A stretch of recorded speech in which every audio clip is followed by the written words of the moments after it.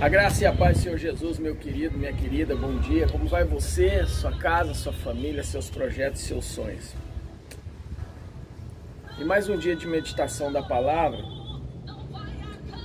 O que me chama a atenção em Gênesis 6, a partir do verso 8, acerca da entrada de Noé na arca, acerca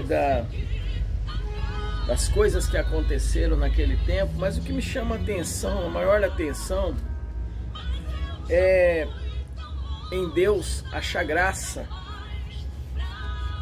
que os olhos de Deus acharam graça na vida de Noé.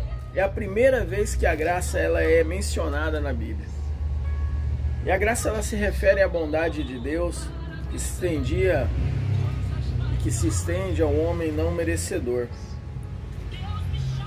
Então, o Espírito Santo ele conclui, já que Noé e a sua família foram perfeitos em sua linhagem, no sentido de que não tinham se corrompido pela união com os anjos caídos. Isso daqui é uma próxima referência, um estudo meu, mas a palavra diz que ele foi um varão justo e perfeito em suas gerações. Noé ele não tinha se contaminado com as gerações impuras que foram geradas através da coabitação entre anjos caídos e as mulheres, as filhas dos homens. Noé ele foi justificado diante de Deus por fé na semente prometida, ou seja, ele esperava em Deus, com muita fé, que chegaria o momento em que Deus se levantaria para organizar a bagunça que estava a raça humana. Então nós levamos a crer que o autor de Hebreus disse mais tarde que Noé era o herdeiro da justiça que é pela fé, Hebreus 11:7. Porque Noé andava com Deus, ele era o único homem sobre a face da terra naquele momento ao qual podia se dizer isso. Ele tinha intimidade com Deus, ele era o único, porque a iniquidade e a maldade já tinha tomado conta de toda a face da terra pela geração pecaminosa. E no verso 10 diz o seguinte, que Noé gerou 3 filhos, e aprendemos no último versículo do capítulo anterior que esses filhos não nasceram até que Noé tivesse 500 anos. E no verso 11, a palavra nos garante que se corrompeu a terra diante de Deus.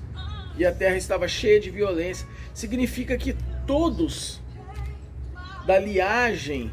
dessa linhagem mundana foram corrompidos com o resultado da união de anjos caídos e as mulheres. E no verso 12, Deus diz que e olhou Deus para a terra, e eis que esta estava corrompida.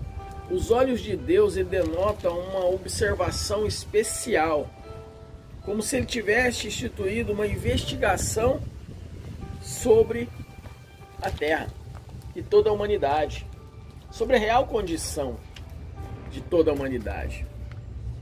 Porém, Deus, ele é imutável naquilo que ele faz. Só que também Deus, ele toma umas decisões que à vista humana devem ser loucas ou insensatas, mas é para o nosso bem.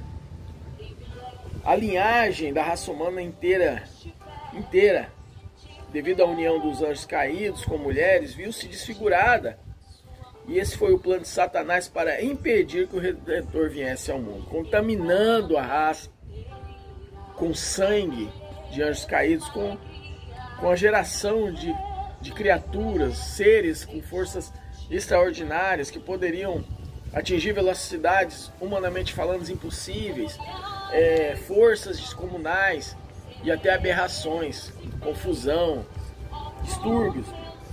Então, esse foi o plano de Satanás. Mas além de Noé e sua família e toda a raça humana, toda a raça humana estava contaminada. Então disse o Senhor: o fim de toda a carne veio perante a mim. O Senhor tinha investigado a situação a fundo,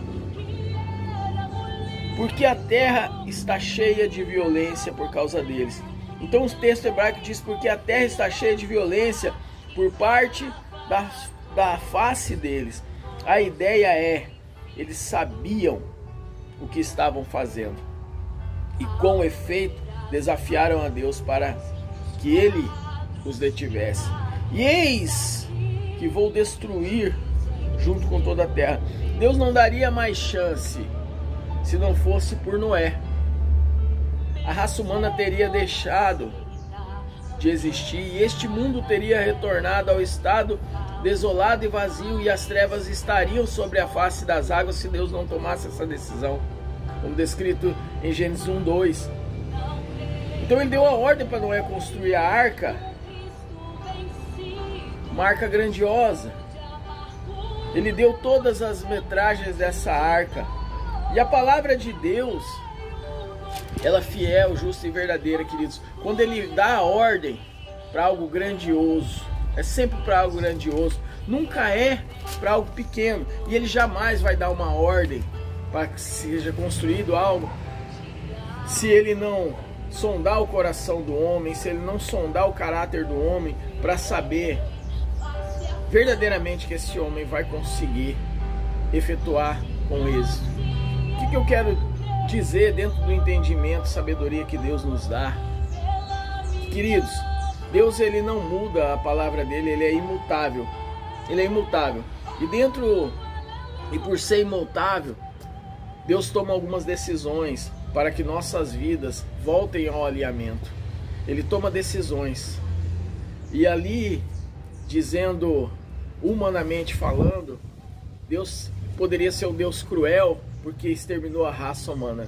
Ele simplesmente exterminou o pecado do mundo, porque mesmo ele dando a ordem para Noé construir uma arca, porque aconteceria o dilúvio de forma violenta, que abriu cânions, que escavou crateras enormes nesse plano, o homem ainda não acreditou que isso aconteceria.